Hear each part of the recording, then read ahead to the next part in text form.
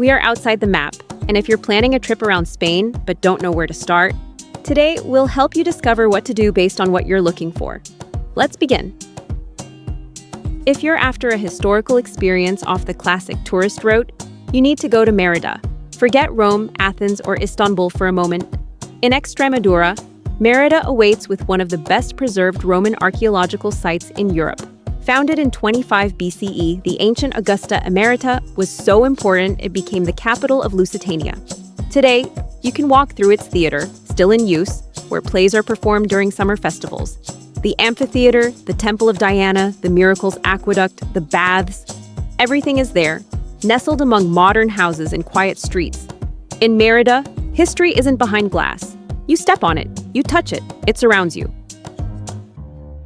And after that journey into the past, if you feel like exploring a more abstract, symbolic, and emotional side of Spain, you have to visit the Reina Sofía Museum in Madrid.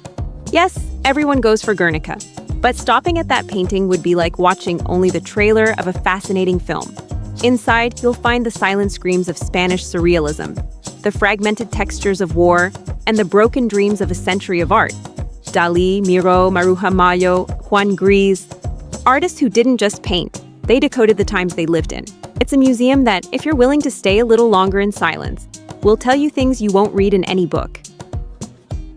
But if what you want is to escape the mental noise and fill your lungs with something purer, I suggest heading north to the heart of Ordesa and Monte Perdido National Park in Aragon, a natural gem many people overlook, yet it easily rivals the most impressive landscapes in Europe: green valleys carved by glaciers, waterfalls hanging from the sky, trails winding through forests, and viewpoints that make you feel tiny. You don't need to be an experienced hiker. There are trails for all levels. And if you visit in autumn, the forest colors look like they were painted with watercolors. It's a place where everything settles: your body, your mind, and time itself.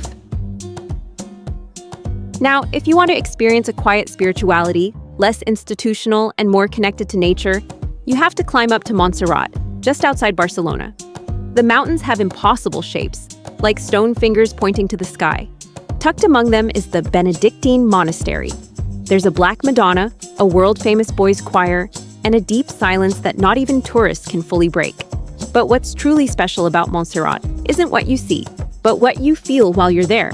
It's a place where the landscape becomes a temple, and nature, an altar. And after all that height and introspection, maybe you'll be tempted to return to something more grounded, more everyday.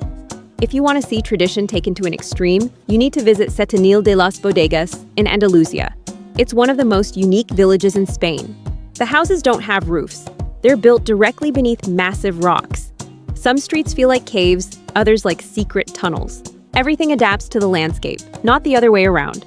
And even though it sounds like a tourist hotspot, the soul of the village is still intact. People live there, have breakfast under the stone with bread and olive oil, and know every crack in the place.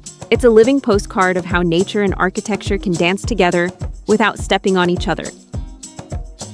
And if that makes you wonder what the Mediterranean really feels like in its wildest form, then escape to Cabo de Gata in the province of Almeria. Forget beach bars and crowded shores. Here, you'll find hidden coves, volcanic landscapes, whitewashed villages, and a light that feels more North African than European.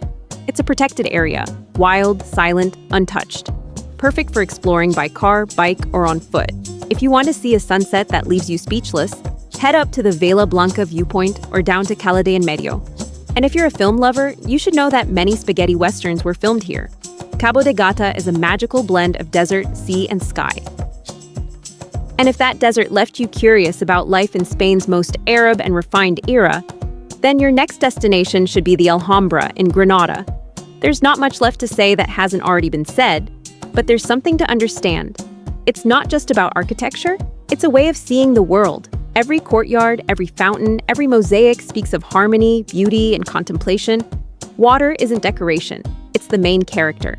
Geometry isn't repetition, it's a language. This is one of those places where you'll want to slow down, pause, breathe.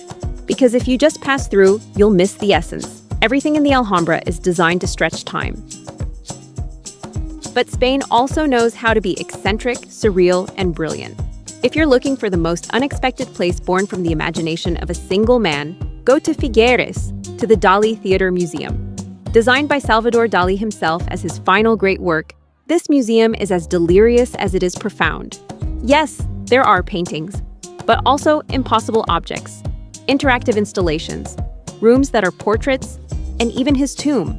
Right beneath the central dome, it's a compassless journey through the inner world of one of the 20th century's most extravagant artists.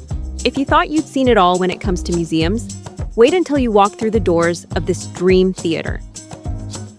And speaking of dreams, there's one that many travelers in Spain seem to share: living a true Mediterranean experience without breaking the bank. And that's where the Costa Brava comes in. This stretch of Catalonia's coastline is a symphony of cliffs, hidden coves, fishing villages, and coastal paths that follow the sea like secret threads. If you're looking for secluded beaches, try Cala Satuna or Cala Estreta. If you want to walk among white houses and beached boats, head to Cadaques. And if you love photography, climb up to the Cap de Creus viewpoints at sunset. This is a place where the Mediterranean still holds on to its primitive magic, and every twist in the road can gift you an unforgettable postcard. And if all this has left your mind full of images and your body craving a pause, there's one last place we want to give you. If you're searching for a slow, contemplative experience in Spain's quietest corner, go to La Alberca in Castilla y León. It's one of those villages that seem frozen in time: cobblestone streets, wooden balconies, ancient rituals, clean mountain air. Sometimes days go by without anything happening. And that, in the best possible sense, is exactly what you need. You sit in a square, sip a glass of wine, listen to the sound of a fountain, and suddenly you understand something you didn't know you were missing. 10 experiences, 10 different ways of seeing Spain, a country that's not just a tourist destination, but a collection of worlds that live side by side. History, art, nature, everyday life, eccentricity, the sacred, it's all here. And it all shifts depending on what you're looking for. Let us know in the comments. Would you like more tips for your next trip to Spain? Or should we make a similar video about another country? Which one? We're reading you. If you enjoyed this journey, don't forget to subscribe and turn on the notification bell. See you in the next video.